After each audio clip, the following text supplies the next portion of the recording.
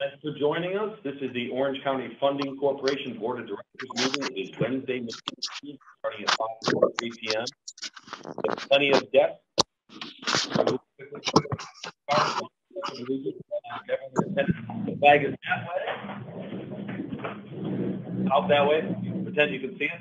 I pledge allegiance to the flag of the United States of America and to the republic for which it stands, one nation, under God, with liberty, justice for all. Thank you. Next, roll call.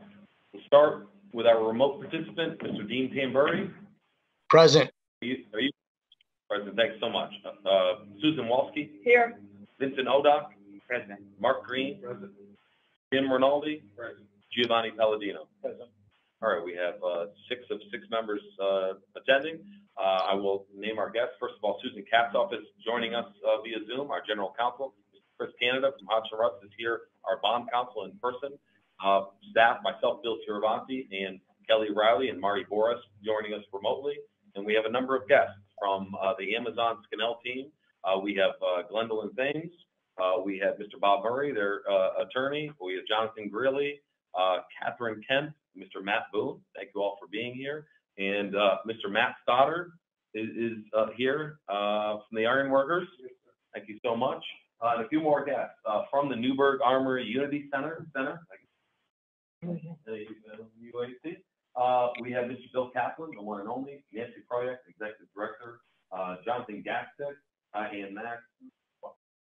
Okay, and Mr. James O'Donnell. Is he still a board member, sir? But a longtime supporter and resource to the Armory. Do I have everyone? Yes. I missed. I'm sorry. So from our marketing team, we value greatly. Thank you so much. One of the partners, Matt Dorcas, Kathleen McMorrow, who does our PR, and a new member of the team doing our account management. Okay, proof of notice. You will see in your packet the notice the meeting was properly noticed in advance time, as well as our remote board member, Mr. Tambury. His location was posted as required. We have minutes that we're going to start with. Again, we're starting with OCFC. We have approval of the minutes from the April 19th Board of Directors meeting. Can I get a motion for approval of those minutes? Having read the minutes, I will motion that they be accepted as presented. Motion by Sue Walski. Can I get a second? Dr. Odock. Any discussion on that? All right. All in favor? Aye. Aye. Aye. Ayes. Motion carries. Thanks very much. I'm going to jump right now down in the interest of time and out of respect for most of our guests. Some we're going to make wait too much. But we're going to start with Amazon and Scannell. I'm sorry, we're in OCFC. I apologize. We're going to finish this meeting, and then we'll change the order of the next meeting.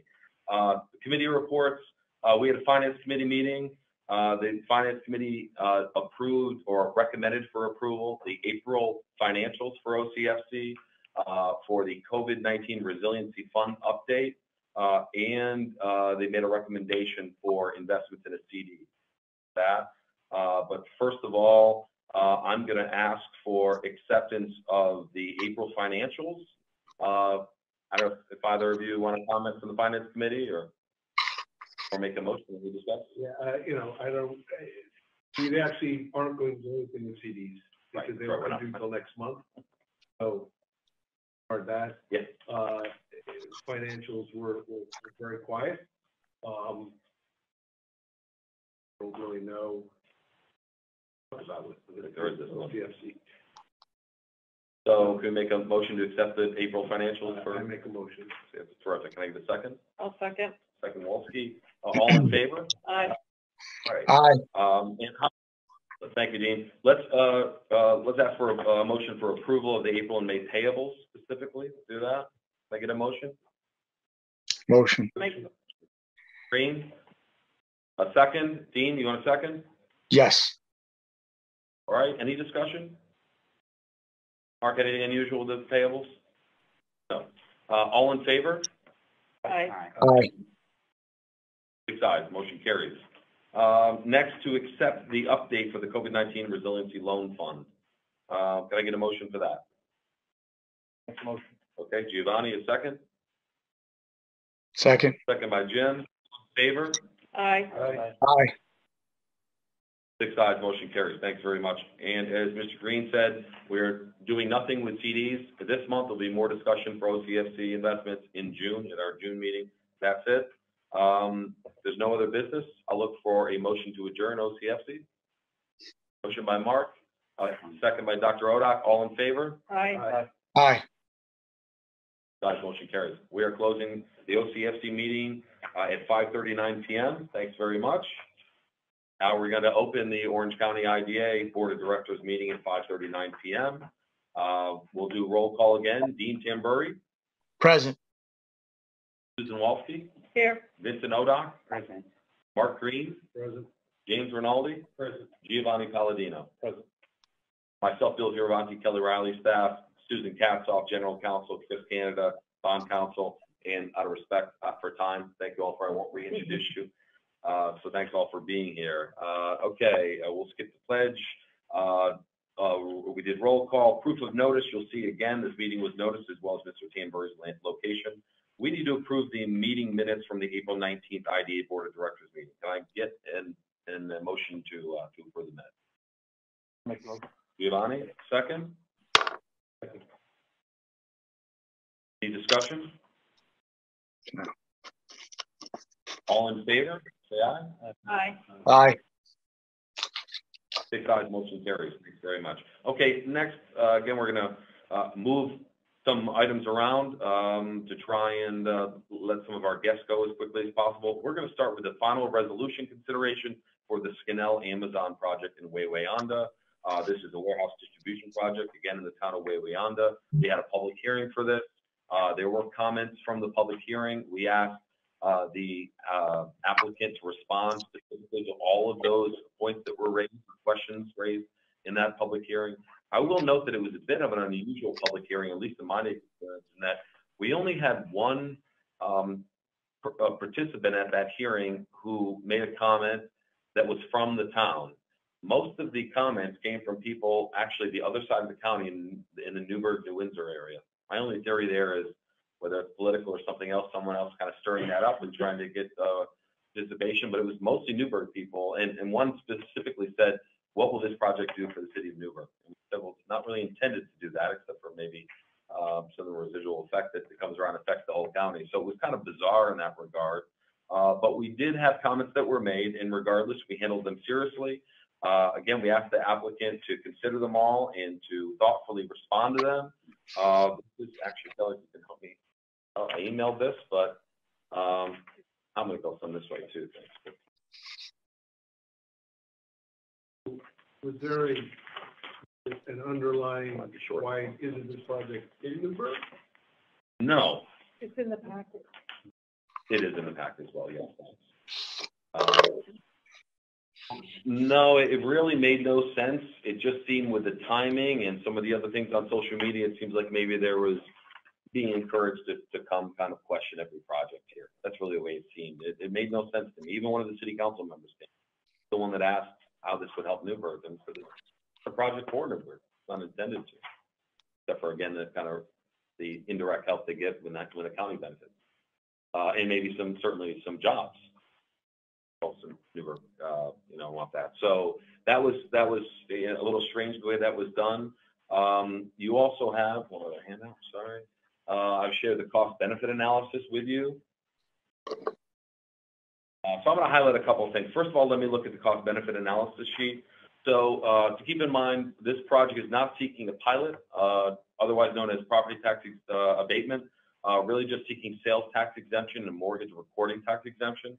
The sales tax exemption is estimated to be of a value of $7,486,658 for the applicant, and a mortgage recording tax exemption valued at $1,149,756. Obviously, we do a cost benefit analysis, and we're comparing those, what we call those costs, what those incentives are costing us. Money that's not being received on the project in the form of those taxes. And of course, the return for those is job creation, first and foremost, with hundreds of construction jobs that would be created as a result of this project if they proceed. Of course, 85% of those construction jobs, as you know, thanks to our local labor policy, will be local. So that's a huge local benefit, and that's incorporated into the analysis. And then there are at least 150 permanent jobs that will be created. The applicant, the sense I get is they're being conservative with that figure, but that's what they're committing to for IDA benefits. And there's obviously tremendous economic benefit as a result of that, not just to those employees, but to the spin-off, the multiplier effect, from the idea that $1 earned is spent 5 times locally, and that 75% of your earnings are typically spent in the local region. So that's obviously contributes to the local impact, including ancillary benefits, other companies they employ, landscaping, et cetera, et cetera. So with this analysis, we see a total local benefit. Again, what is the economic impact to the county of $165,221,429. Again, more than $165 million, with a cost between sales tax exemption and mortgage reporting tax exemption of about $3.8 million. That is a 43-to-1 benefit to Orange County to cost ratio. Again, 43-to-1. 43, the cost of the incentives, we're receiving 43 times that in economic impact. Now I'm going to go to the memo. Again, you all have it, and you all received the public hearing transcript well in advance. So you've reviewed that as well. Again, I'm looking at a memo that came from Mr. Bob Murray, I believe authored by Gwendolyn and the team at Amazon. This is a total project cost of $200 million, so a sizable capital investment. It would result in over $5 million of new annual payroll earnings. They have come here for incentives because they are looking to make sure that the cost considerations for a project here in Wayanda are competitive with other neighboring areas that they're looking at, New Jersey, Connecticut, Pennsylvania, and Massachusetts among them. The starting wages will be between $16 and $26 an hour. And I do want to be clear that that's starting wages. We're always focusing on that. Employees move up very quickly, especially in the environment we have a number of industrial employers, specifically warehouse distribution. So they have to be competitive in order to attract the talent that they'll need. There are also comprehensive benefits that begin on day one that include healthcare coverage, paid parental leave, and various ways for the employees to save for the future. I'm going to go through a few. There's benefits that are outlined in this memo. First of all, medical plans include prescription drugs, emergency and hospital care, no pre-existing conditions. Employees have a chance of multiple plans, and all plans cover preventative care 100%. Employees get full dental coverage and vision coverage. They have infertility benefits, an Amazon 401k plan with a 50% match by the company for contributions up to 4% of eligible pay. There's also a flex spending account, FSAs, to allow employees to pay for certain eligible health benefits and dependent care expenses with pre-tax dollars. They also offer disability insurance to employees working more than 30 hours a week, both short-term and long-term disability. And they also offer mental health care and daily living assistance. I thought this was interesting. I haven't seen a benefit like this quite as comprehensive. Free counseling services and referrals available 24/7 for any Amazon employee or their household member. Referrals are available for legal and financial issues and for personal convenience and care needs, such as child care, elder care, relocating, and other personal needs. Really interesting resource there. Last thing I want to highlight is Amazon's commitment to the workforce development and training of the local workforce. They've committed $1.2 million to provide 300,000 employees with education and skills training programs, including college tuition for frontline employees through 2025 as part of Amazon's Upskilling 2025 pledge. And there's also the Career Choice Program. That is Amazon's prepaid tuition program for operations employees looking to further their education. Amazon will prepay full college tuition, prepaid, not reimbursed, at hundreds of educational partners across the country. In addition to funding associate and bachelor's degrees, Amazon Career Choice will also fund high school completion, GEDs, and ESL proficiency certifications. Lastly, they addressed in this memo something else that was asked about in the public hearing, health and safety. And their statement is that the health and safety of Amazon's employees is Amazon's #1 priority. Amazon works closely with health and safety experts and scientists, conducts thousands of safety inspections each day in its buildings, and has made hundreds of changes as a result of employee feedback and how Amazon can improve employee well-being at work. The only other thing, Gwendolyn, I'd like to ask is that I believe you have an arrangement or some sort of working relationship with SUNY Orange, our local community college. Can you just describe the nature of that, please? Yeah, absolutely. So as part of our career choice fund, that is our prepaid tuition, 100% tuition paid for our hourly associates to essentially upskill and continue their education. So that could be foundational skills, whether GED, ESL, or moving forward with your associate, bachelor's, or beyond. Again, to help you further your career, whether that's moving up within Amazon or in the private industry. We're kind of industry agnostic. But a lot of our careers are focused on in-demand kind of jobs that are available. And so as part of that Career Choice Network, we have educational partners that we bring in. And so last year we brought in SUNY Orange as a partner. And so local Amazonians here in the region can physically go to SUNY Orange and pursue their higher education and their educational benefits there, as well as we have 18 SUNY and CUNY partnerships across the state of New York and 4 national partners, of which have online education as well. Very good. Thanks very much. Please. So that was on one of my questions was SUNY Orange. Is there any, so 2-year at SUNY Orange, any other partnerships with similar local 4-years, over Newburgh, SUNY New Paltz, so that someone could get their 4-year degree if they've done their 2-year degree? Yeah, so we have partnerships with 18 of the state colleges, right? So some of them have online education opportunities. Our goal is to have a community college in a 4-year institution within kind of a 30-mile radius of where we have a critical mass of associates. And so we are always kind of on the pursuit of bringing in other universities and institutions. Very good. Susan Katzoff, before I ask the board for any other comments or questions, anything you want to say or ask? I just want to kind of reiterate what Bill indicated. So the board received well in advance the entire transcript relative to the public hearing. So you've had an opportunity to review all of the comments received, positive and negative, with respect to the project. You also received in advance the comments received from the company in response to those comments that were set forth in the public hearing. So the board has all of that information and did so prior to this evening. I will reiterate that this is a project, the total cost of which is about $204 million. The benefits being sought include state and local sales tax in an amount not to exceed $7,486,658, and a mortgage recording tax in the approximate amount of $1,150,000. I will also note that this is going to create, assuming it's approved, it will create 150 new full-time jobs, and that will result in increased payroll of approximately $5 million. So salaries of $5 million over the first 3 years, and over a 10-year period, approximately $49 million.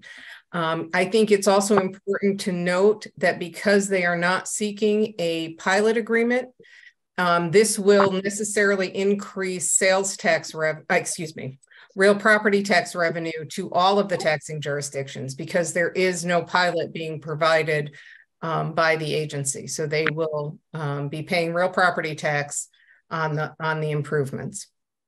With that, I just want to note on the sales tax number, I see a typo in the resolution. I will, assuming the board adopts or approves the resolution, I will make that amendment so that the number is clear and the sales tax number is $7,486,658. Other than that, I don't have anything else to add unless anyone has a question.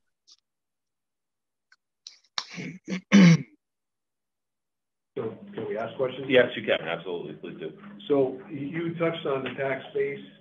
Do we have a number what the current tax base is for that area, and what the projection is for next year?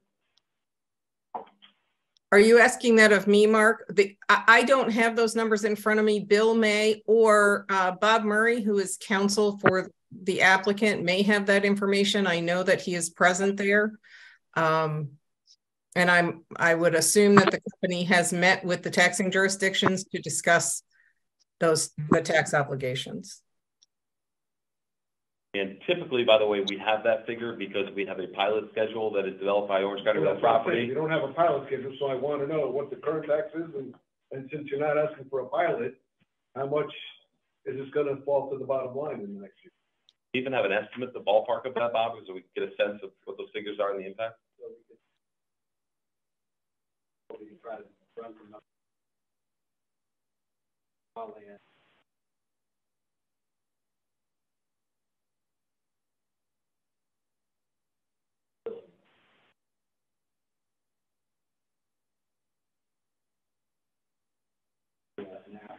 Attention to what the anticipated assessed value. Well, I know, you have so much money, you don't have to worry about that. I get it. I'm with you. I don't. So, other than saying there's raw land only, which is very, very minimal tax revenue, of course, and now 200 million. So, I mean, if your house, I get it. You get closer to the number than I did, but Understand. Yeah. I was just hoping to have something like that. So, fair enough. Thank you. Any other questions? All right, I think we'll call the question. I'm going to look for a motion to approve the final resolution for Amazon Scanel. Sue, is that sufficient, that phrasing? Good. Can I get a motion? So the record is clear, what the motion would seek is the authorization to undertake the project and to confer the benefits requested, which consists of state and local sales and use tax exemption and mortgage recording tax exemption, and authorizes the appointment of the company as your agent for purposes of completing the project, and authorizes you to execute any and all necessary documents to confer any benefits approved. Like I said. I make a motion to approve What she said. exactly what she presented. Okay, can I get a second? I was second. Second. I'm sorry, Dean, you're a couple seconds on delay, killing you. You're not getting That's fine. That's fine. Motion by Rinaldi, second by Palladino. I'm going to do a roll call here. We'll start with you. Dean Kimberly. Yes. Yes. Sue Walski. No. Mark Green. Yes. Vincent Oda. Yes. James Rinaldi. Yes. Giovanni Palladino. Yes. That is a total of 5 ayes, and the motion carries. Thanks very much. We're not going to have much more pomp and circumstance. Thank you so much. We'll be speaking to you, of course, but thanks for all your help and assistance and support in making sure we did this thoroughly. We appreciate that. Thank you all. You can stay for as long as you like, but free to enjoy the rest of your evening. Thank you so much. Right. Thank you. I'm going to keep moving here in the interest of time. And next up, we're going to move up our presentation from the Newburgh Armory Unity Center. Mr. Bill Kaplan, who everyone here knows, the entire county and the region, really our foremost philanthropist. I happen to live in the city of Newburgh for the last 9 years, and I shudder to think the condition of that city without Mr. Kaplan, the Kaplan Family Foundation. What they've done is tremendous. And what he's done, and I tell him all the time, Mr. Kaplan should be sailing somewhere in the Bahamas at this point in his life and his career, and he's dedicated himself to the Unity Center, and it's just tremendous. To me, I see, again, as a stakeholder in Newburgh, someone that's well aware of the challenges there, someone that's working on the economic development opportunities. The Newburgh Armory Unity Center is a true long-term solution for the city of Newburgh, with the goal of trying to educate the children and make sure that they read proficiently by 8th to 3rd grade, which I think we all know at this point is a huge determinant of where you go in life. They provide it, I'm not going to do his whole presentation, they provide a lot of great service, a lot of fun stuff, but children cannot participate in that unless they participate in the reading and other educational components. So the IDA supported this project for years, and Mr. Kaplan really just called and said, I'd like to come say thank you. So he did promise me he's not asking for any money today. So I don't have his fingers crossed. when he said that, but I'm going to give Nancy, I'm going to give you the clicker here, please. The gentleman needs no introduction, but I will. Again, Mr. Bill Kaplan, the floor is yours, sir. Thanks for joining us.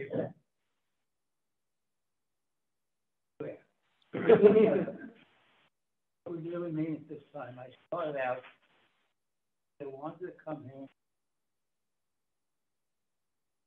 and be successful. First people will give us money. Here in 2011, extra money to start, but we hadn't even been in business the year before. Thank you for money. Yeah. Well, what you've done has been unbelievable, and I really only wanted to come here to say thank you. Except Nancy started pages about this much package to bring you here. We're not going to go through that. What I learned in looking to say something, mission of the IDA. You all know the mission of the IDA? Somebody read it? I'm on the word thing. Go back to it. Somebody read the mission. There we go. Sorry. Okay. There we go. I'll read that. The mission of the IDA is to promote, develop, encourage, and assist in acquiring, constructing, improving, maintaining, or equipping certain facilities, thereby advancing the job opportunities, health, general prosperity, and the economic welfare of the people of New York. Well, I found out today we are living that mission every day. Go to the next one, please. We started, we had no idea what we were going to do. We were just starting something to University that was bankrupt. Right now, we have everybody says, well, you have to use or just. You just highlight whatever you want. Everyone can read it. The public can see it as well. So you highlight whatever you feel like touching on. Okay, well, now we have an annual payroll of $100,000. Everybody's at $25 an hour or more. We have 85 employees, mostly minorities and women. Go to the next one, please. I just want to point out that I used to be the executive director of the Boys and Girls Clubs in the YMCA, and those are very high hourly rates for youth development professionals. So you're. And now, when we built this place, it was going to be like a regular business. Start to look for ways in fixing up the building, how we could earn money. Right now, we earn $500,000 a year. To how we rebuilt the building. Go to the next one, please.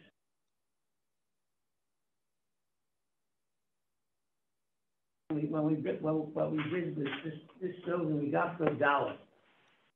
Building from the state. The state gave it to the city for $1. It hadn't been used for 2 years. It had 2 bathrooms in it. It was what, 60,000 feet? 70,000 square feet. 70,000 square feet. Hadn't been used for 10, 12 years. Been completely empty. It had 2 bathrooms in it. We used this money.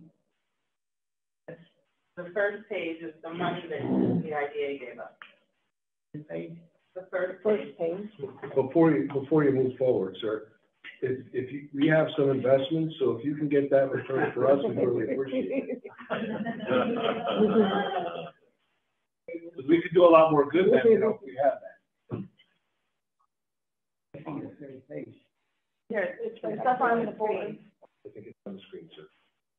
A total of $875,000. First 150,000 to $500,000. The roof repairs and the drill hole renovation, self-develop an indoor soccer field. And put the only indoor soccer field in the world. Use it for ourselves to train the kids during the day, and we rent it out. Then in 2014, renovated the garage. Our classes and meeting rooms to expand. And we use it for all the classes and the other things. But we rent it out for parties, things like that. So it is absolutely amazing that we get $500,000 out. Our budget used to be $1 million since the pandemic. I'm up to, what was it, about $1.5 million now? 1.6. 1.6. So keep on pushing to also earn on the outside. Page 4 tells you, maybe I'm missing out some pages. Is this the one you're looking for? Okay, let's go, and this is why we're so like, yes, I'm not what I used to be. I was 85 when we started this thing, I'm 95 now. Okay. Let's go to page 5. Say holy crap, or? Yeah, I told you, you shouldn't even be here. Okay. I don't mean here, I mean. Building now, we just had revalued. I really make that regular outside. Hey, tell them about Dutchess County, right? So Dutchess County, you may have heard about it, they tore down the YMCA. They're rebuilding their, they've been to the Armory a few times to look at. Yeah, I've been very close programs. with what they've been studying what we're doing. Their advantage. What was So first, when they first decided to do it, they estimated that they would build a 105 square foot building, and it would cost them $150 million. And earlier this week or last week, there was an article in Mid-Hudson News that said that they were changing it. They were lowering the size of the building to 60,000 square feet, and it was going to cost them $60 to $75 million. So. What I'm saying to you guys at the IBA, thank you very much. The city was bankrupt, just bankrupt 11 years ago. It was on the verge of bankruptcy.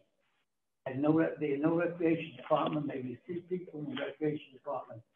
And they couldn't even pay $1. Senator Larkin paid $1 for the building. There's something about what we're talking about. So what I'd like to do, I'd like you to understand, I'm just talking about money. If I'm going to give you a card, if you ever get a chance to come over and see what we have on a Saturday morning, you will not believe what you see. I'm going to warn you, if you go, the captain's going to grab you by the wrist, right? Everyone in Orange County, and he's going to lead you around there himself, and you're going to be working there. So you're going to be volunteer. So I'm going to warn you. You know, around, I would ask you to talk to the parents. How come you're not talking to anybody from the Army? You're talking to parents. Why are you here? You will get the best. You will walk out not believing what you see. Never can take a Saturday off. Walk in there. Every kid must shake hands with me. Open that door. You have to shake hands and look me in the eye. Been there for 11 or 12 years. We've never had one kid fight. 2 parents argue. They sit around and we're the only place there isn't any busing. Have to bring their parents. You want the parents there, right? You want the parents engaged in this. For safety, there's security. Now saw a waiting program. We're insisting that every kid have to do this as a favor to me. Every kid must commit himself to read. We set up a library that beats what's the name? Barnes and Nobles. It's actually better than Barnes and Noble. You have to come and take a book. Speak with the parents that's your dues. That's to pay back. Everything for free. Treated like a king or a queen. Not asked to do anything except show up with your kid, act like a lady and gentleman. Find the things I told you financially on nothing. Comparison, what you will see. Come in and talk to parents. See how many do we have? 32. 32 different programs. But the most important thing is that you can read, that you have to read, you have to learn how. You have to learn how to read. It's reading, writing, and arithmetic. Basics. That's where that is. You won't be able to believe it. I'm going to give you my card. Either call me, answer the phone, or show up about 9, 10 o'clock on any Saturday. You will not believe, if you think that numbers are great, if you think we can make money, nothing that you will. So I can't describe it. I want to thank you, but not asking for money. I'm waiting for the yes. So am I. Mr. Kaplan, thank you so much. Thank you, Mr. Really, Kaplan. thanks for all that you're doing.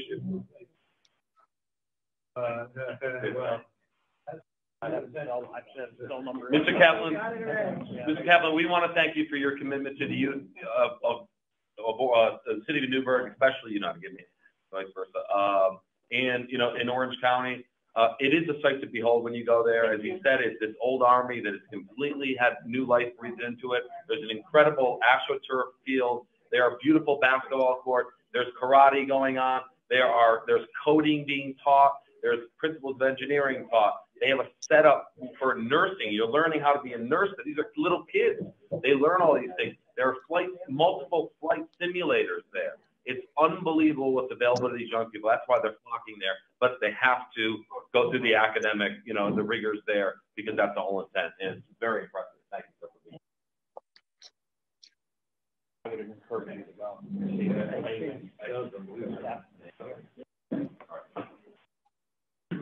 My daughter did 3 years of the basketball travel team. My son's done soccer. And last I talked to Mr. Kaplan, starting an architectural school there.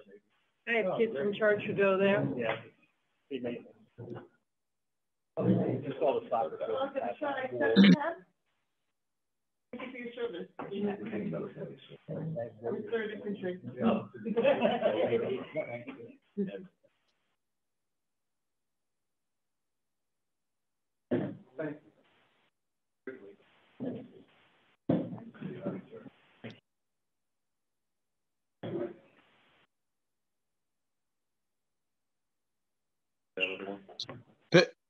Bill, I'm just gonna let you know that I wanted to stay to hear that. It's a great thing. I've donated a lot of time, poured a lot of concrete down there myself, but I am going to leave the meeting at this point, and I just want to thank everybody for their time and excuse me again. Okay, thank you. Thanks for staying out so long. Take care. Have a good trip. Thank you, everyone. Take care. Okay, moving to the rest of the agenda. We've taken care of our minutes. Committee reports. The only committee meeting we had was Finance Committee, which was a little earlier. I'm just going to very simply say we reviewed the April financial reports for the IDA, as well as the April and May payables, going through those in detail as we always do. And we discussed CDs investments. We'll get to that, but that's really what happened in that committee. And then getting right into that. New business, accepting the April financials. Can I get a motion? And if Mark or anyone else wants to comment on that, but well, do we need to? Are they two separate topics, CDs and financials? Yes, we're going to do as we've typically done, financial report approval, payables approval, and then CD separately. Yeah, I would say as far as financials go, you know, the only one of the larger expenditures was $10,000 for the shovel ready. So I asked the question when we're going to start seeing some info on that, and I was told June. They're coming to present in June. And then had, you know, a few things. I mean, the payables were fine. I believe there were one or two items that were like 3-month items. Right. So they were a little bit larger, where they, you know, kind of jumped out. And then we just, if you look, you notice that we did double count the Felonzer on 2 different things. So don't, on the vendor payment approval, and it's also on the regular approval. So don't freak out about that. That was a misprint. Other than that, I also asked real quickly where we were on our 3-year, and I know Sue, you were involved in that. You go over that real quick. Release, and that should be finalized in the next few weeks. Yeah. So that's where that is. Much better rate. Yeah, absolutely. And so I think those were the main highlights. You think anything else? Yeah, that is it. Very good. So can we get a motion to approve the April financials? Dr. Odock, in a second. Mark, all in favor? Aye. That is 5 ayes. Motion carries. Next, approval of the April and May payables. Describe that. Can I get a motion in a second, please? Make a motion to accept the payables as presented. Good. Second? I'll second. Giovanni, all in favor? Aye. 5 ayes, motion carries. Next, we'll jump to CDs. Mark, if you can give us the lay of the land with that, and then we'll get our motion straightened. Go with those. All right. So this is a little bit, so if you go to page 9 of the OC, so this will have to just be a little methodical. So we're going to start the very top one. The very top one matures in June of 28th, so there's really nothing to do there right now. The next one matures tomorrow. So what we're going to do, what we recommend to do, is roll that $3 million into a 1 year because we checked on rates, and the 6-month, 9-month rates are more than the 1 year rates, implying, which is something that I felt also, that by the end of the year, people are already expecting rates to come down as the economy, will probably cool based on all the rate hikes that have occurred. So we've tasked the team to call up TD Bank and several of the other approved institutions that we can invest in to try to negotiate the best 1 year deal possible. Right now, the best we have is 4.85%. We're going to try and get anything over 5%, and we've authorized them to roll this $3 million into a 1 year. Okay, so far. The next two are the 6-month and 9-month Orange Bank and Trust. They mature tomorrow. So somewhere you can scribble down 250, 250 for those two. We'll get back to those in a minute. Okay. The next one is the Connect One. You'll notice that is a blank spot because that already matured. So it's in our checking account, part of that 1.4 million you see in our checking account. That was roughly $250,000, right, on that one. So scribble that on your other 200, the other two 250s. Then we have this Wallkill former Empire. It was closed out because Wallkill isn't an approved investment. So that was closed out. We were penalized. I believe out of that 251, we received just under 250, 249 and change. For our purpose, are we still good? We're good. So for our purposes, scribble another 250 on your list that we're compiling. This Connect One for 400,000. As of now, we're going to keep it there because it doesn't mature until 2024. It's at a 1.9%. While that is below market, the concern is to break that. It would cost us more to break it at this point, and then what we would make up by reinvesting it. So we're going to leave that for now. That brings us to the next Wallkill Valley that was broken. We did pull that money out because, again, they really aren't an approved lender, if you call it. And I think out of the 405, we got back 398 and change, if I remember that correctly. So we can put that, let's just call it 400,000 for our purposes right now. And that brings us to the last two. The First Federal matures July 13th for over 400,000, and then the last one, Lakeland, matures next month for 250. So those are in a separate bucket. Let's call it $650,000. We'll keep that separate for now. So that brings us to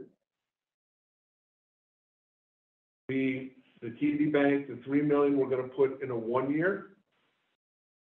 Then those numbers we bundle together basically comes out to roughly 1.4 million of the CDs that are coming due or that have come due. We will take another, my recommendation is to take another 100,000 out of the checking account because we have substantial amount there. Make that 1.5 million, and we're going to put that into a 9-month CD. And that right now, I believe, is getting over 5%, if I wasn't mistaken. I know I'm looking at you, putting you on the spot, but we're just over 5. So the 1 year was under 5, the other 2 were over 5.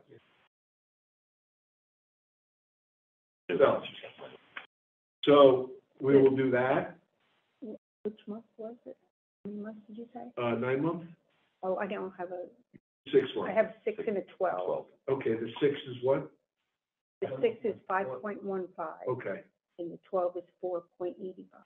Okay, I think we're gonna check on what a 9 is, but, you know, regardless, I think we take that 1.5, put it in the 6 month. 6 or 9, whichever you're gonna get better on. Right, all right, but that's 1.5 million into there. And then when the 2 come due in June and July for that 650,000, we'll put that in a 3 month. That way we have flexibility, that way in case anything happens, we have plenty of money, and that will still leave us just about $500,000 in the checking account for business and such. Does this all make sense to everybody? Was I clear on that? Yeah, I got it. Any questions on that? Data as a motion. We have the copy of what I said in the finance.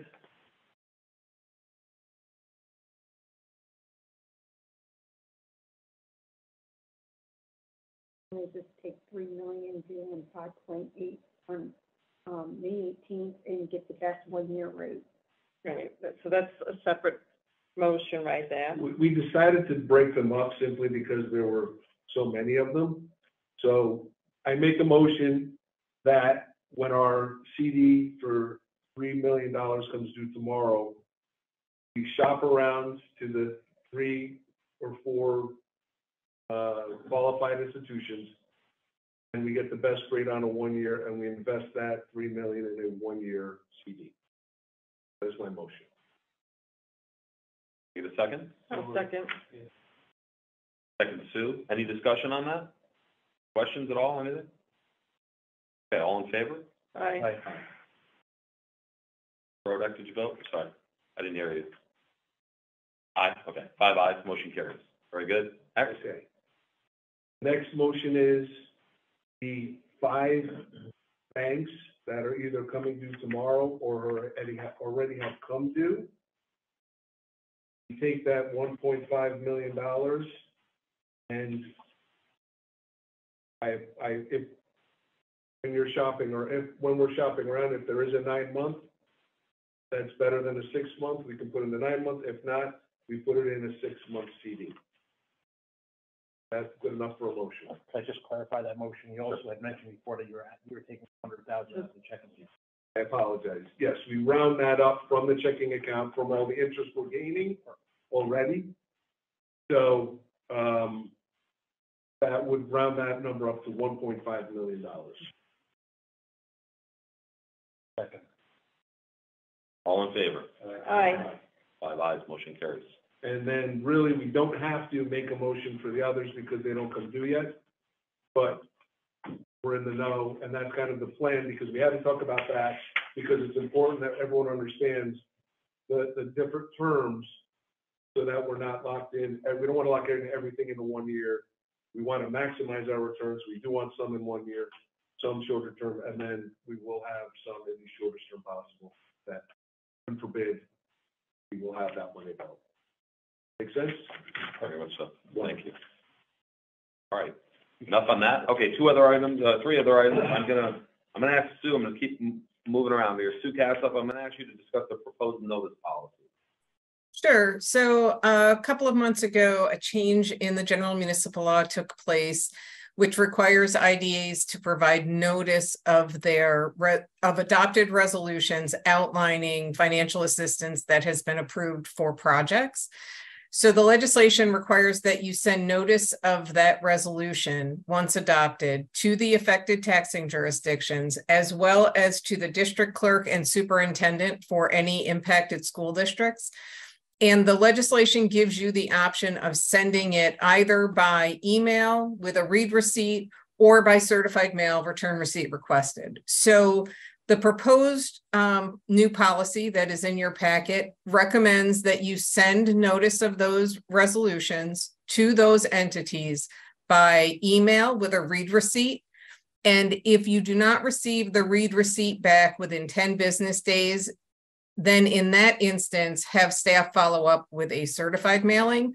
By doing it this way, you save time, money in doing the certified mailings. It's a lot easier. The reason I'm proposing that you actually follow up with the mailing is because the legislation is not entirely clear. If you send it by email with a read receipt, but you don't get the read receipt back, I wouldn't want anyone to challenge that.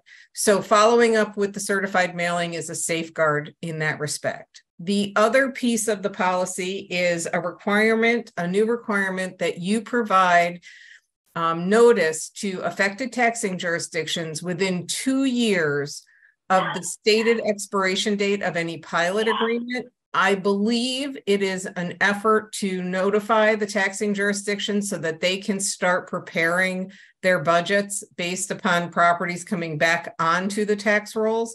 And the 2-year period gives them sufficient time to do that and to plan. So I've been working with staff to create a list of all of your current pilot agreements, the date that they are stated to expire, so that they can check those and send out a notice to the taxing jurisdictions. So that is all outlined in the policy that is in your packet this evening. Was discussed, she presented on this at the IDA Academy from your CEDC that you attended at the Culinary Institute. Exactly. Yes, who's on the so. Yep. Okay. We'll look for a motion first before any discussion. Should we? Mark has a question. Should we have a motion first and do it during discussion? You can do it either way. So, how many of these do we have a year? How many what? Yeah, that we would have to provide notice. How many do we have roughly a year? Rough number. That are coming kind of so to speak? No. Or the first one. The resolutions, well, there's no way to answer that. It's how many projects you have in any given year, applicants who apply, who you ultimately approve benefits for. So 3 to 6 times this comes up. Correct. right. How difficult is it to write this letter? I don't think it's that difficult. Right. Then I truly don't understand why we just don't automatically do it. Send your email, you send the letter, and then we're done. I mean, like, I don't know why we want to send an email, then we wait 10 days. Like, what's the point here? Just get it done. Because I think it's the way the legislation is written. That's council to answer that better than I. Well, you certainly can just do certified mailings, but for county IDAs, it could be a lot. You have to do every single taxing jurisdiction. So it could be the county, the town, the village, the city, but that's fine. I mean, it's up to you. I think that the legislation was drafted to give you the option to avoid some of that. And depending on how much information is included with your resolution, it could be it could cost more, and some smaller IDAs, it becomes more of a burden financially and for staff time. So it is entirely up to you. You can elect just to have your policy be, you're going to send it by certified mail every single time to the taxing jurisdictions and to the affected school districts. Is this the only IDA saddled with this process? Oh, no. No. Every IDA in the state. Every IDA. I know we're just about us, but no, that's everyone. No. Right. If it's multiplied. Yeah. Can I ask you, Sue, because people are funny about read receipts. They can turn them off and everything. Read receipts. If someone replies, does that count as being received, or it has to be a read receipt or a certified letter? Well, if they send a response. Well, you are going. That counts. The reason I ask is I would probably, if I don't get that read receipt, again, because it's so inconsistent, I may write that person and say, did you receive, or call and say, can you send it? It might be easier than going to step 2, the certified letter process. That's why. I think as long as there's any acknowledgement. That's what I want to confirm. And I think So we'll look for a motion as proposed. Well, when you say as Right. proposed, just so I'm clear, are we doing it the way it was drafted, or are we switching to Mark's suggestion that we just do certified mail? As you propose it. Mark Berlin. Okay. Okay. Can I get a motion? A motion to adopt the notice policy as presented by council. There we go. Can I get a second? All in favor? Aye. 5 ayes. Motion carries. Thank you, Sue. Thank you. Thank you all. Yeah, I was trying to do the easy stuff first. So, Chris, thank you again for your patience. Chris, I'm going to go to you to ask you about Glen Arden.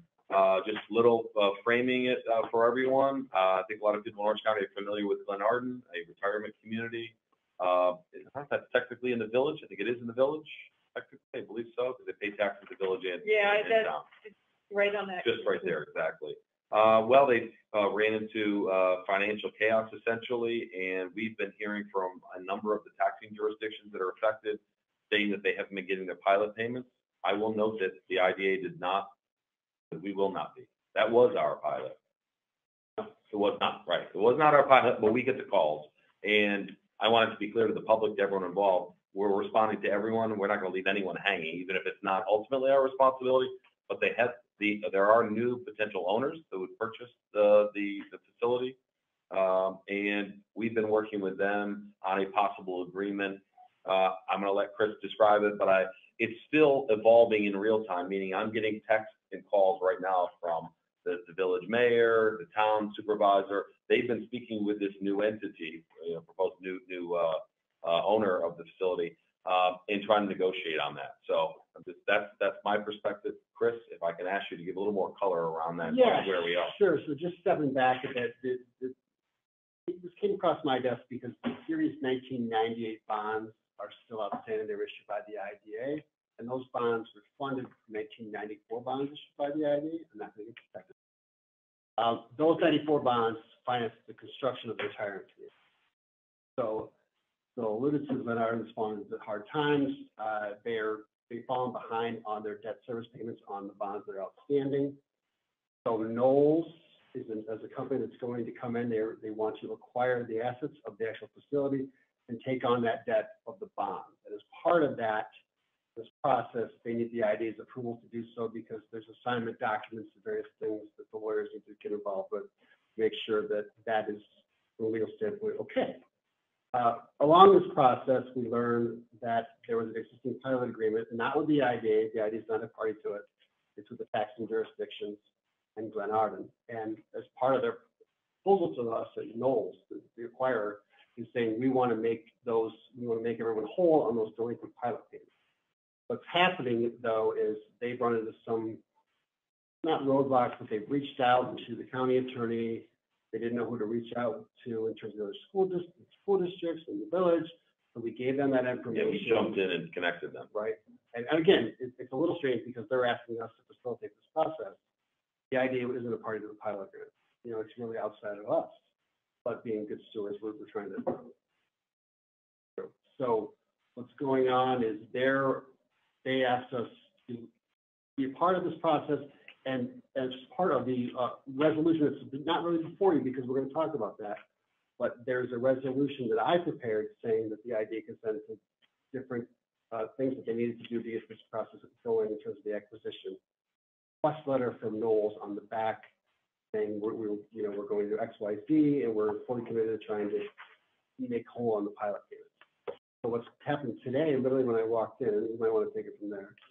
Yeah, we had the town supervisor from Goshen saying that he had displeasure with the deal. It was being renegotiated, and that he feared that the IDA was about to kind of unilaterally pass this that would affect them.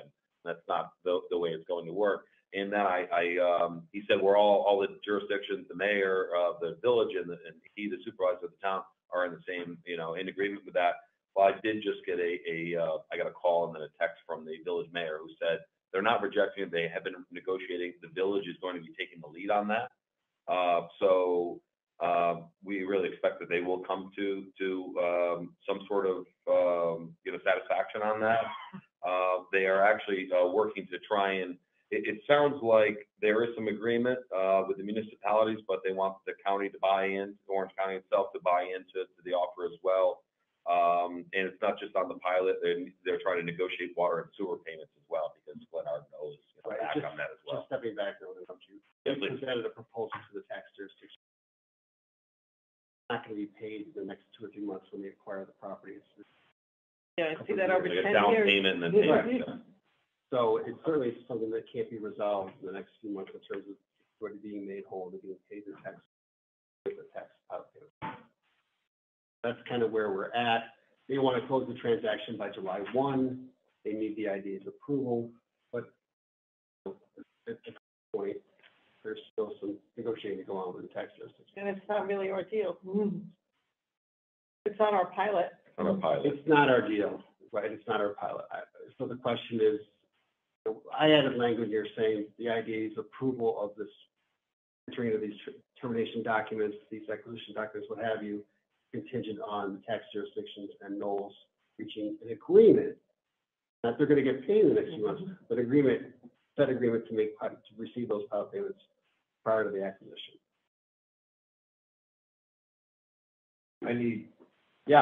Simple.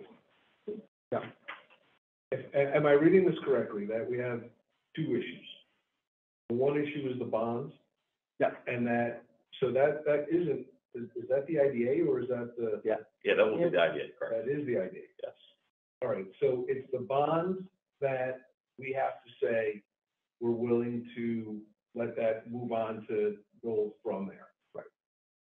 The second issue really has nothing to do with us, because we didn't do the pilot, right? I mean, this is between the municipalities. It does, and this becomes a political question, not a legal question. Right. It becomes, you risk pissing off all the tax jurisdictions by approving this, moving forward with the bond piece. I hear what you're saying, it is 2 pieces, you're right. But tax jurisdictions are they going to come back to you on the IDA and make a fuss over the fact that you approved this, even though we're not a part of the pilot? Right, even though our approval is contingent upon their all agreeing to be party to the deal, right? But I'm concerned about the optics where the town, the village, anyone thinks that we're going against it, or we're approving something that supersedes any of their will. Who's got our hands raised?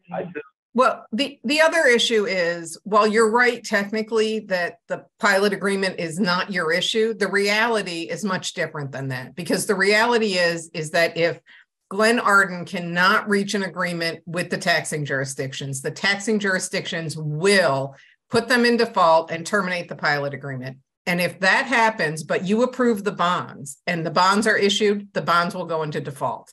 They have to go forward on a parallel path. They can't succeed one without the other, not in the construct of this deal. So the way Chris has drafted the resolution is you authorize the reissuance of these bonds contingent upon staff receiving confirmation from all taxing jurisdictions that they have reached an agreement to make up the payments that were missed under the pilot agreement. It really, in my opinion, makes no sense for you to separate these issues. No, I'm not saying they're separate. I'm just trying to chunk them.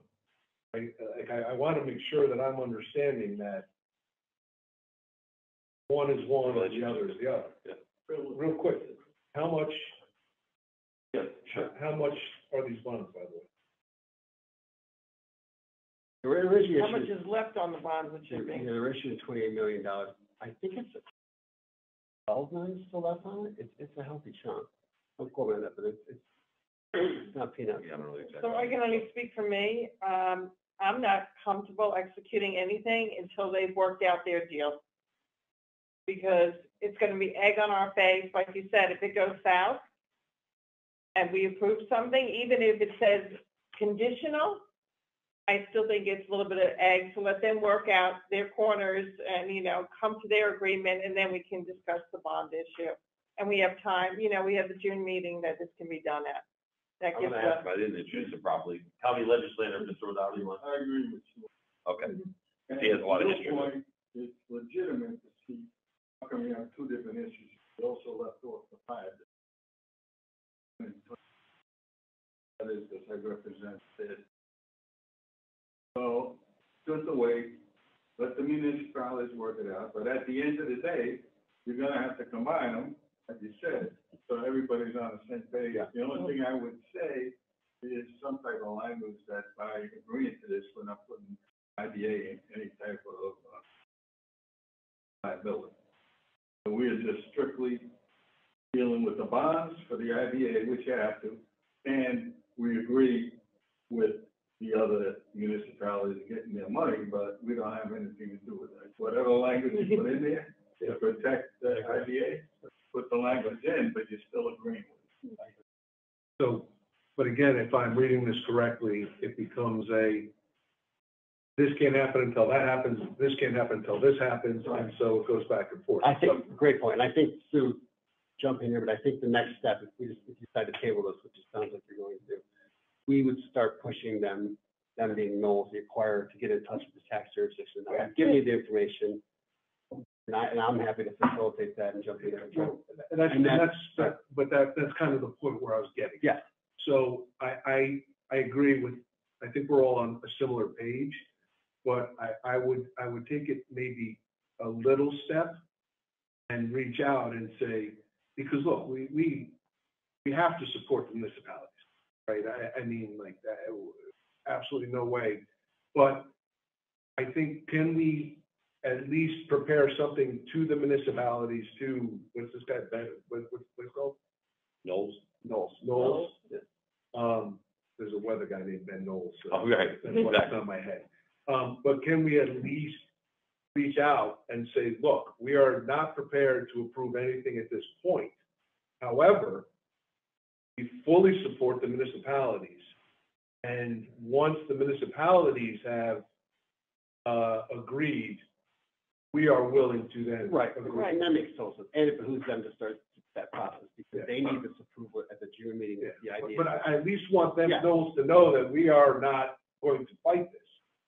That we want, that we're willing, that we want, but municipalities have to be first in line. And I think soon I've gotten that across to them. This is going to pull them off of it, that we're not doing this. It'll certainly get their attention. Well, for sure. Yeah. they're gonna have to negotiate. I echo what Mr. O'Donnell mentioned earlier, that we have to be very careful not to get ourselves trapped in any financial. Very careful. So do you need a motion to table this, so? I'll defer to Chris. I think if you take no action on it, you don't need to do anything. And Dr. Odak, I'm not sure I understood your question, and Chris certainly can confirm this, but there's no exposure for the IDA on the bonds because you are a conduit issuer. And so if the bonds default, you are not on the hook. Not at all. Understood. But if there's certainly a little bit of language we could add to the resolution, just to reiterate that. Any exposure politically. Right. Yeah, but I guess my point is, I applaud everybody for trying to help, right? I mean, look, it would have been a lot easier to be like, You're probably so, not lying. I mean, I would much rather be the ones that are trying to facilitate, try to get things on track so that municipalities get what they deserve. But I just don't think that we should be, it really is the municipalities that should be leading this. But I do want to make sure they understand, you guys get this stuff straightened out, we're on board. Like, we're willing to work with you, but we are not the drivers of this car.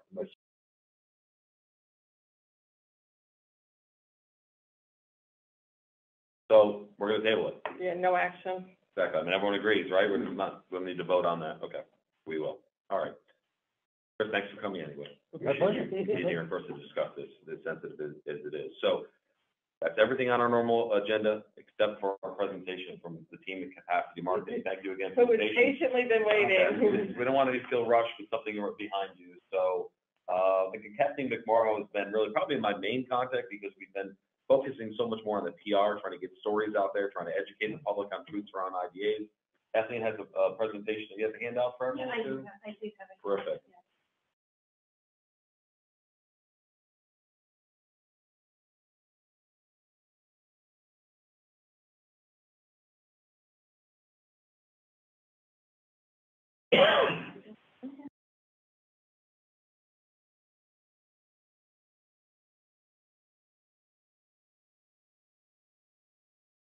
And anybody who is on Zoom still has a copy of this as well that you can distribute.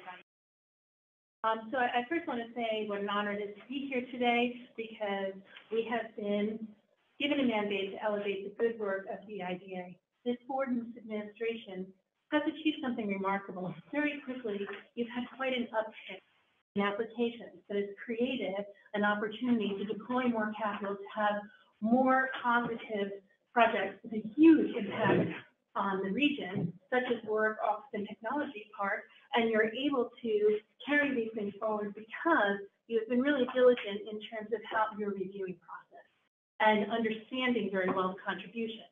So we have come in from the viewpoint that what's needed for the public relations effort is education. The work of any IDA is inherently complex.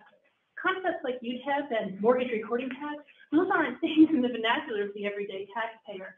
And so our strategy has been primarily to engage media with positive stories and education about exactly what does any IDA do, and specifically, what has this board and this administration achieved. And we have been able to take what are nebulous concepts, and Bill can attest this, even to the reporters.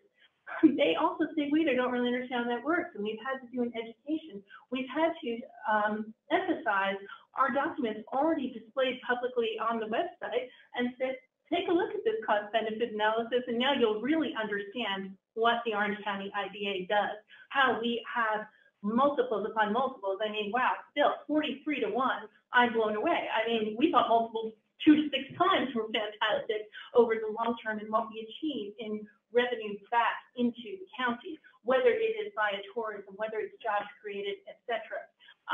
So basically, we have engaged media, and we call that in the jargon of public relations, earned media, because you can't buy this coverage. You actually have to approach journalists and help them understand why the public needs to know about this work, why they care, what the impact it is on how they live day to day. Because the work of the IDA touches every taxpayer, every resident, every member of every community that this particular administration is a steward of. And so all of you are here representing your friends, your neighbors, your fellow taxpayers.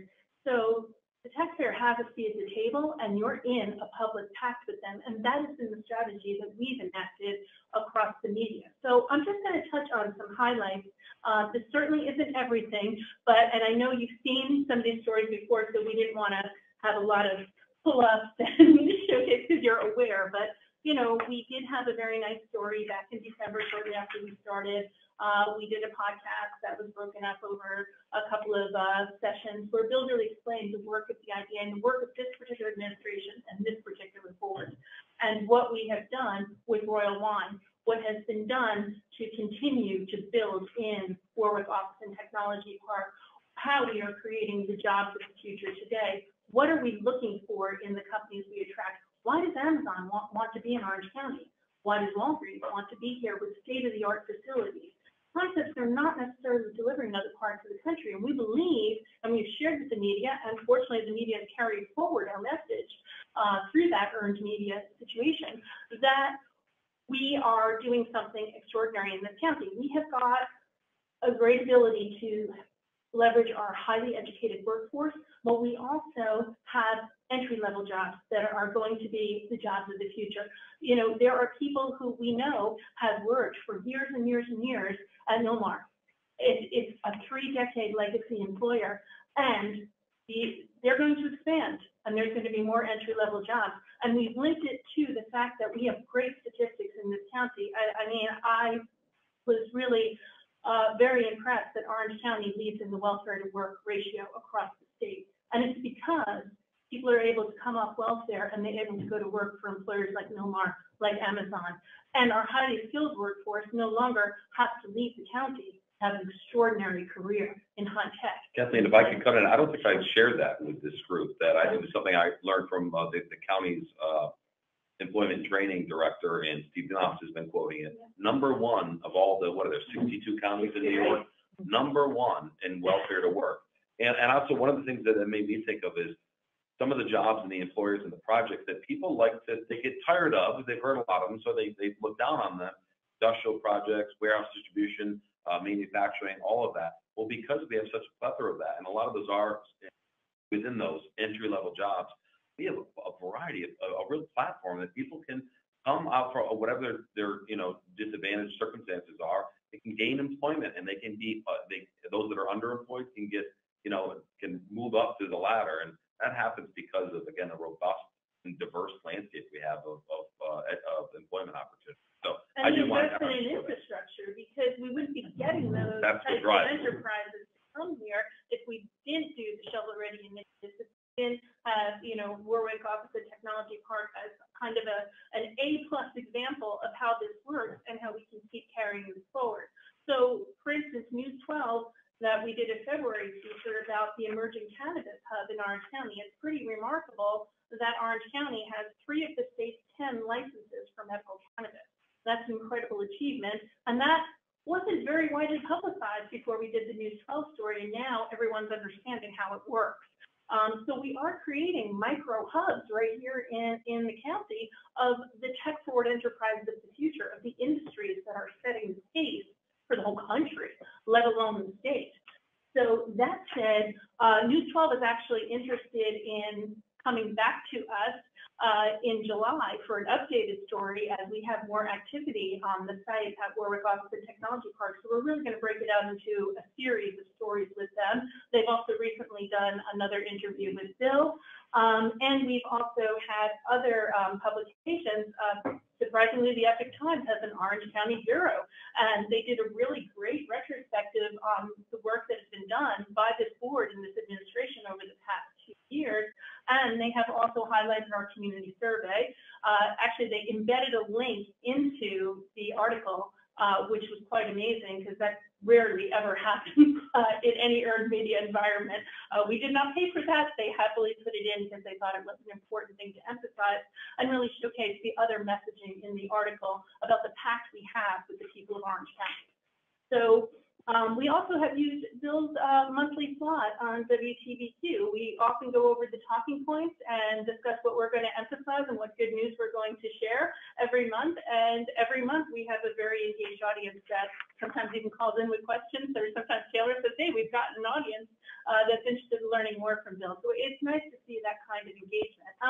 But we've also had a lot of good contact with Spectrum News, Albany Times-Union, the Times-Herald Record, and now we want to expand that further to national media, which I'm going to discuss momentarily. But also, we have worked very diligently to support our general PR and editorial strategy with mirroring social media content. So we have taken successful projects of the IDA to showcase and support all these stories and talked about Warwick Office of Technology Park. We've talked about the emergency room in Newburgh that happened a number of years ago. But if you can imagine in Orange County without those kinds of services, like the emergency room, without the influx of jobs, without a Lego land, we've really talked about how it all came about in these short vignettes. And we find that we also get reporters referencing that media when I reach out to them. And that's part of the most important part, is for the content we put out socially to reinforce the editorial strategy and have that aligned messaging. And Bill's certainly gotten positive feedback for that too from the media. So we know that it is resonating. So I want to also talk about the fact that we've taken concepts like UTEP, we've taken pilots, we've explained mortgage recording tax into our social media content as well, just breaking out what is a public benefit corporation, how does it work, why does this make sense?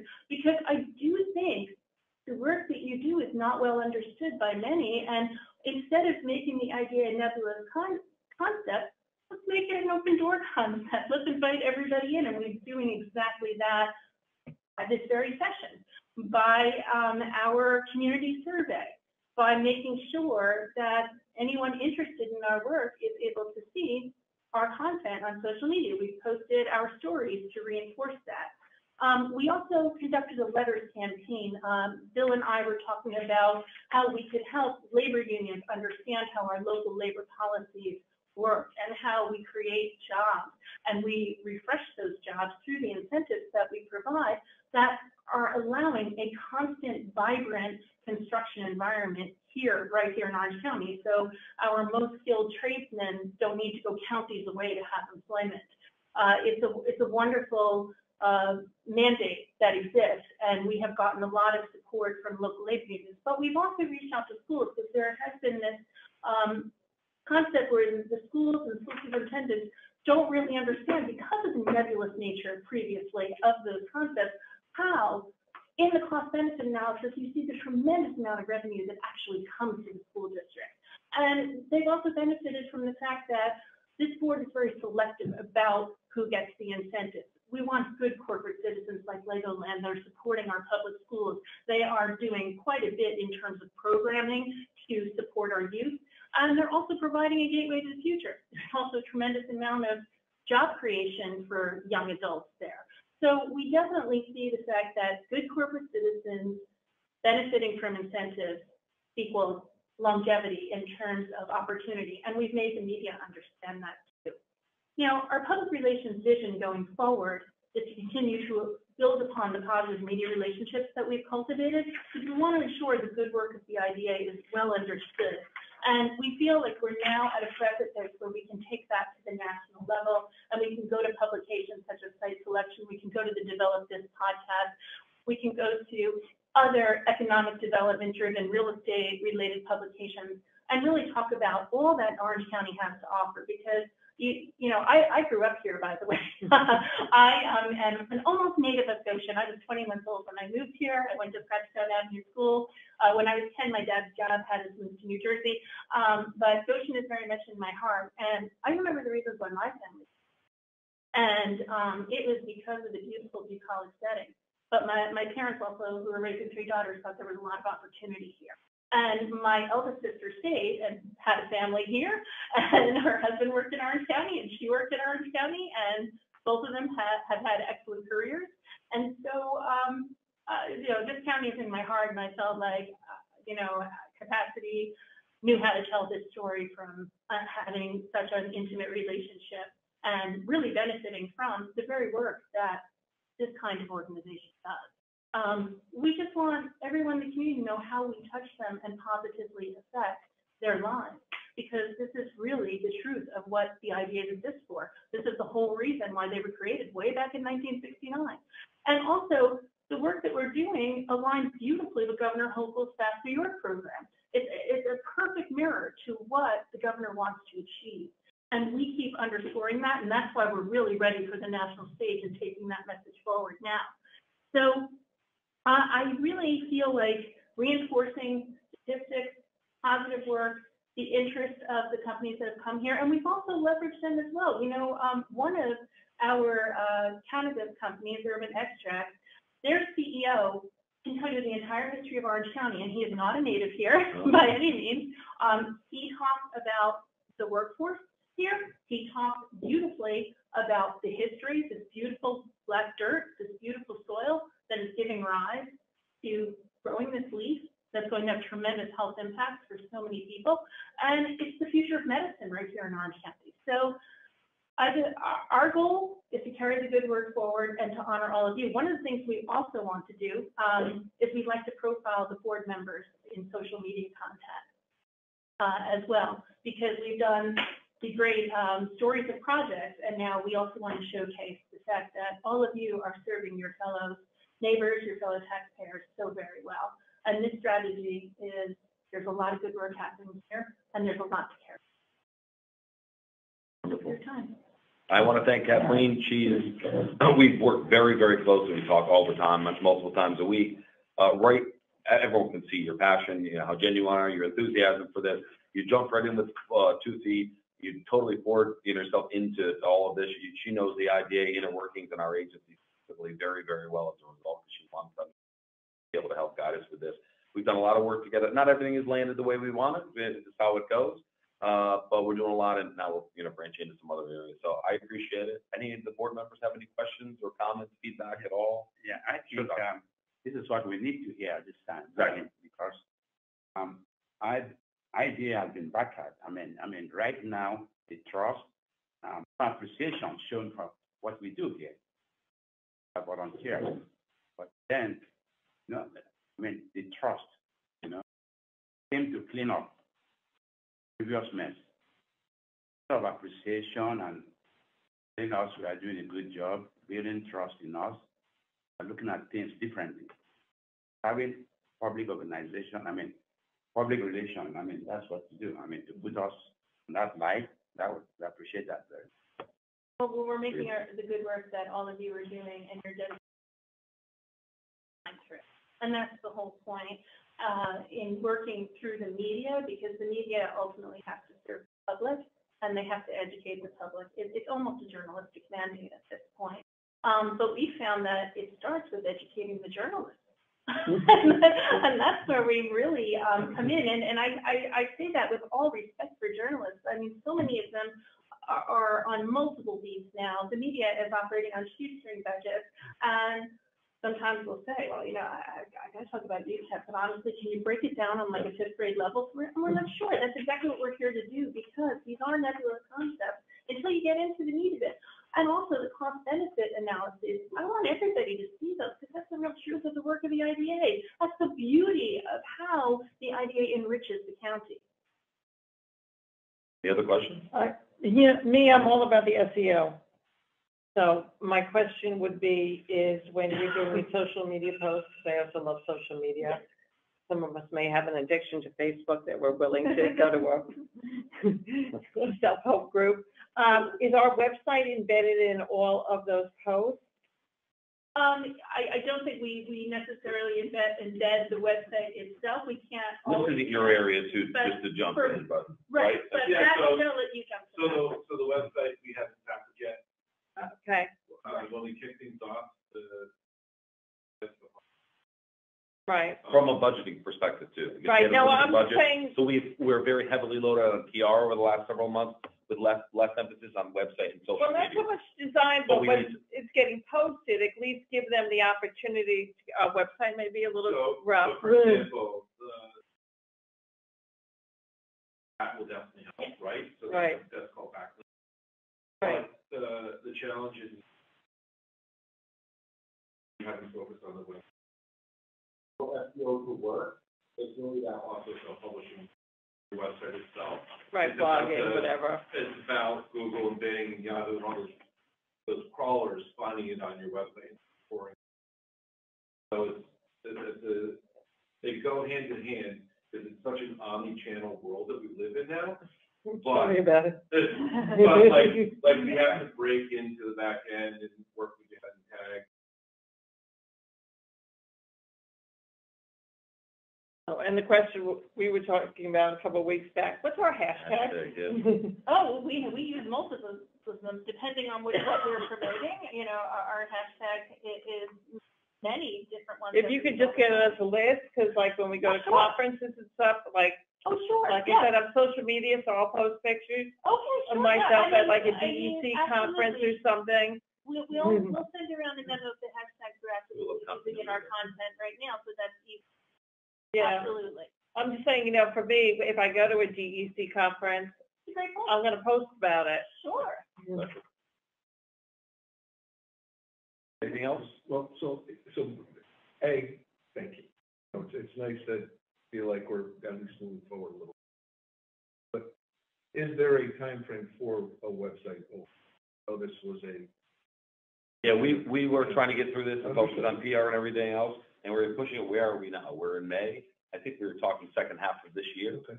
But that you saw the research, you had a presentation on the research being done. That's all going to play into the rebranding.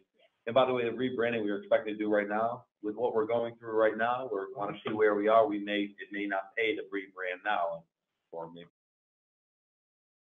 But yes. Anything else? No, awesome job. Thank you so much. That was great. It was perfect. Thank you. Real honor to meet all of you and working behind the scenes for you. I appreciate it. And don't worry, Doctor, tomorrow we'll get punched in the face. Don't worry about it. So enjoy tonight. I do have my card. Thank you, Matt. Kathleen, thank you so much. I'll be talking to you. Matt has a card. Matt, you will make me a new card. You're gonna work on I know that, where to yeah. find you on So we're Thursday. using a different card for you. Thank you so much. Thank you.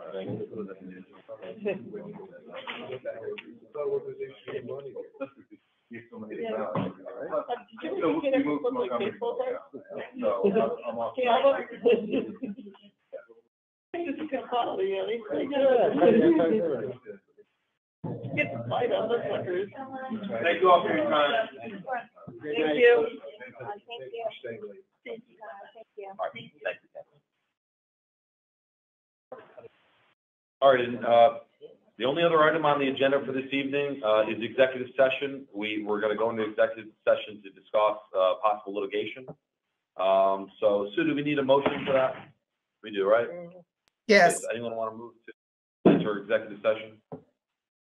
for the purposes noted. Noted, thank you. For purposes of potential litigation. Exactly. A second? Second. All those in favor? We do have to vote on this as well, right? Yeah. All in favor? Aye. Bye-bye. Jimmy? I'm gonna ask Jim to stay.